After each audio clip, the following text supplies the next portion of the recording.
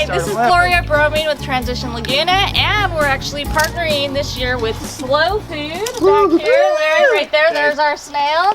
And we're headed out to the San Diego Farm Tour today. And if you haven't ever been on it, let me tell you, you better get your bags packed and head out, because this is something you don't want to miss. We're going to be touring 5 different farms in Ramona, a chicken ranch, an organic farm with various different vegetables. We're going to a winery. We're going to also go to a cactus and succulent farm. And I forget, there's one other one in there. Another organic farm. Another organic farm? Yeah.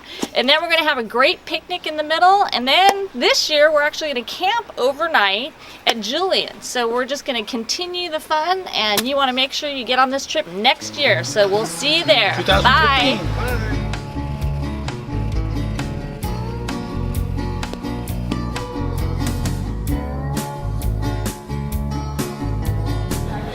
So here, where you saw on our building over there, we usually do about 1,000 birds at a time in that building.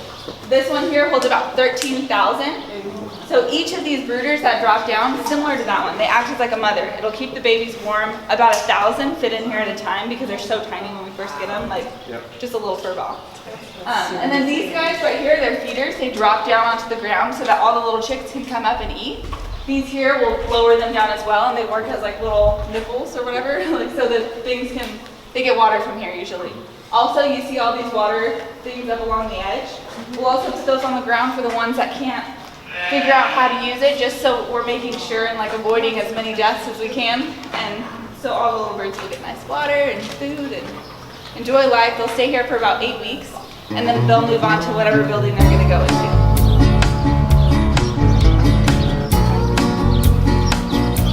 We delivered about once a week, about 3 to 4 tons per thing. So we start them out over here. This is what all of our little chicks would have been eating at, like a day old would have been in this first one right here. And it's like a starter feed. Then we have like a grower feed, and then a developer feed, and then a laying feed.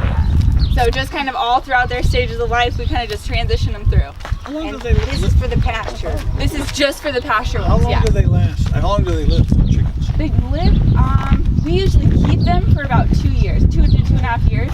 And then after that, people will usually come buy our birds. I don't know if they like eat them. I know some people continue to keep them as laying hens. They just don't keep up production for us. So it doesn't work well. So we just kind of let them go on to live better lives someplace else. Yeah. Some plain. Some plain, they do something. Sometimes they can eat.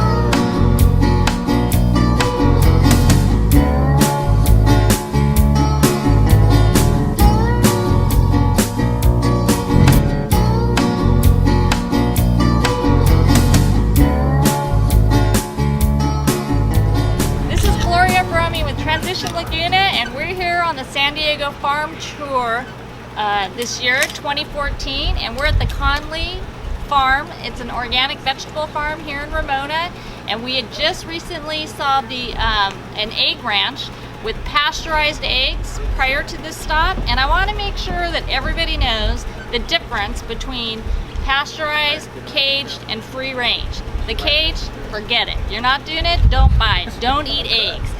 The free range, this is what they're doing. They're in a house, they can go outside and walk around a little bit, but they're packed in there. They're not caged together like 4 in a pack, which is horrible, but still they're not really out there having fun and grazing naturally, and they're sort of packed in tight. The pasture raised chickens are out there in their little chicken house, and they're out roaming around, and they're free eating whatever, bugs and grass. And they actually had a llama that was their guard llama. It was super cute. So pay that extra money and make sure you're getting pasture raised chickens, because those eggs are healthier and more nutritious for you. So that's one of the things we've learned this year at the San Diego Farm Tour. So after we tour this farm, I'll let you know what we learned, and we'll see you later.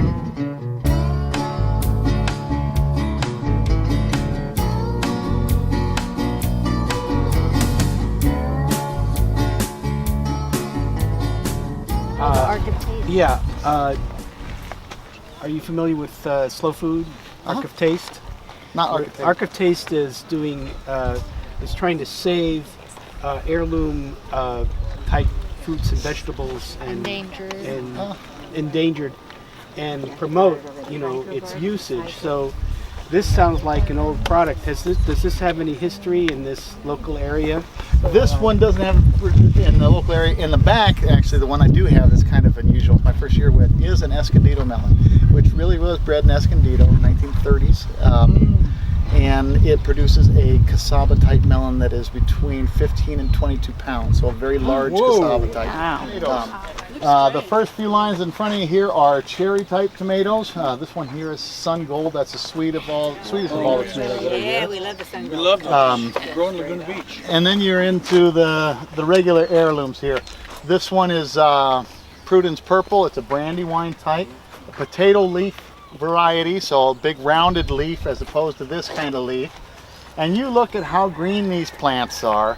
You look at look around how much neighborhood there is. There's nothing succulent around here, right? So if there was a bug within 20 miles, you'd think that I'd be the guy. And I'm telling you, you can walk through here and not find a hornworm. And you can also go through here and not see any nutrient deficiency. I do not inject after I plant. I mean, I will inject, but what I inject are biologicals. I don't inject fertilizer after I plant.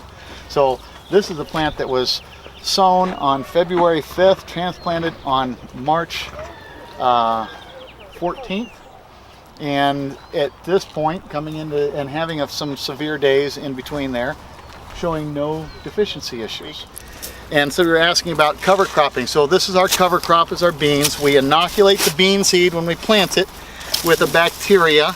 That bacteria will infect the plant, and through the symbiotic relationship create these nodules of nitrogen on the roots. So that there is a nodule of nitrogen, and they are it's throughout this root mass here. These are all nodules of nitrogen. And what did you inoculate it with?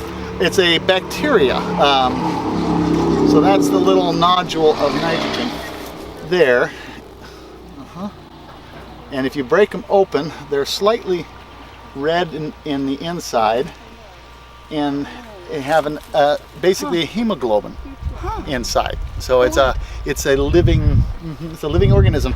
So once I mow this down, I've affixed hundreds of pounds of nitrogen per acre, and it used the nitrogen that's not salt, because all fertilizer is salt, and all salt at some point is toxic to plants. So you have food without salt.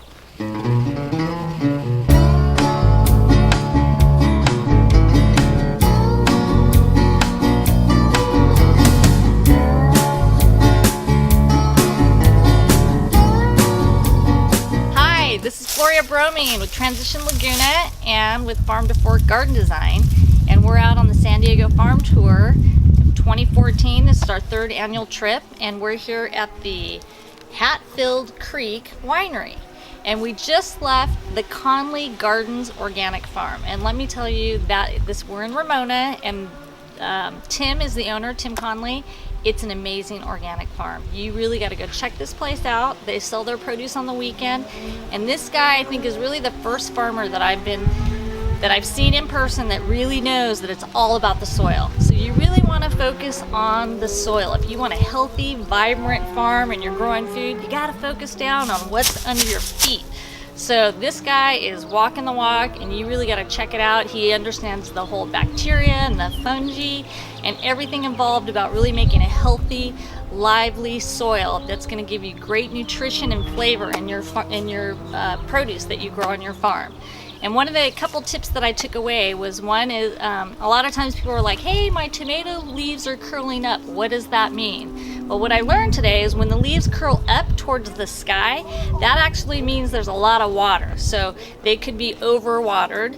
And on his tomato plants, some at the bottom of the tomato plants, the leaves were curling up, and that's why I inquired about it. But at the top, the leaves were fine, and he's saying that when the roots are taking in that water, obviously the first set of leaves are the one that are going to get the most, sort of based on gravity, the most water. It comes up through there, so they were curled up, but at the top the leaves were fine.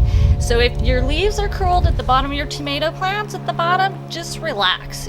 But once you start seeing that towards the top of the leaves, then you want to start to worry, maybe pull back on some of the water. The other thing we learned is that, you know, when it's like in Laguna, we've got 70-degree days, it's overcast, and so we get sort of on a watering system, maybe once every, 3 or 4 days, and then you're gonna get a heat blast. Make sure that your plants are thoroughly watered before it gets hot. Because if you water those tomato plants when they have fruit set that's growing, and then you get a 85-degree day and you're like, oh my gosh, it's wilted, and you go out and water it, that's when your tomatoes are gonna split. So because the skin of the tomatoes don't have time to expand when they take up that water. So make sure you water thoroughly before that heat wave comes on. So that was a really good takeaway. But I really recommend that you go out and see Tim Connelly at the Connelly Gardens, and he sells his produce on the weekends, and he specializes in some really unique winter squash and summer squashes. So after we take a tour of the winery, we'll get back to you. See you later. They bought it and had the house next to the tasting room, and they just put all this in. They had a vision that they wanted to have a destination resort kind of area, and so it's kind of a teaching vineyard. You can come out and do real hands-on stuff on a small enough scale, and eventually we'll have some yurts built over there, and so you can come out for the weekends, like glam camping. Roundhouse? Yeah. Made out of salt. So right now the tasting room is temporary. That's like our great room when we have the yurts. People can gather in there. And we still have another building to build, and that will be our final tasting room. Oh, wow.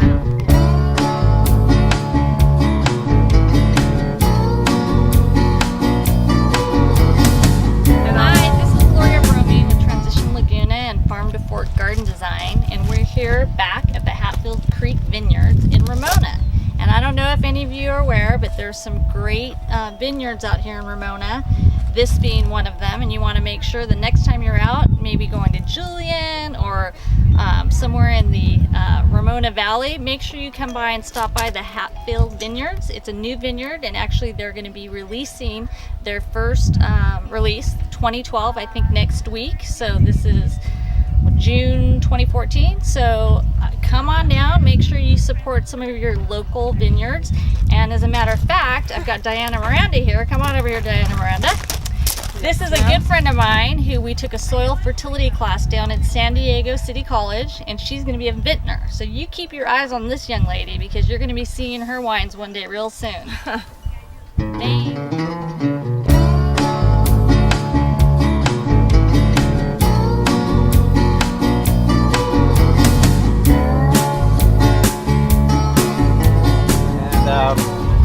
It's mostly the indeterminate varieties, mostly early girls, with some ox hearts and some heirlooms, and then some determinate varieties in the middle with yellow taxi and bobcats, they're called.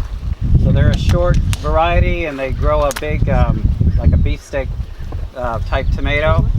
But we mainly grow the early girls because they produce all season, and they are heat tolerant, except for this heat. They're not at they're not at themselves lately. So we're giving them more water, and hopefully they'll be producing a little better.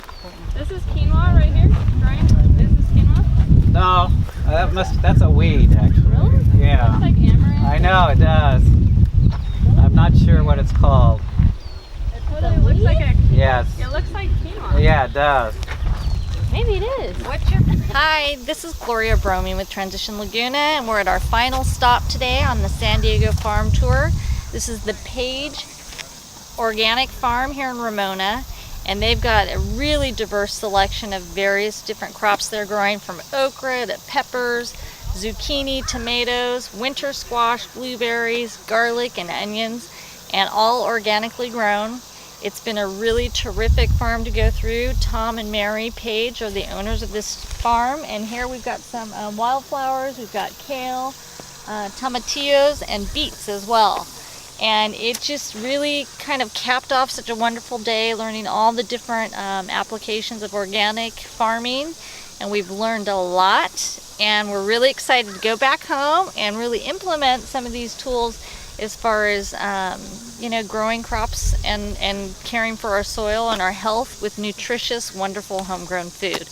So keep your eyes tuned so that you can learn some of these practices. You'll be seeing them at some of our Transition Laguna meetings and hearing more about that, so you too can implement some of these techniques at home. So farm on!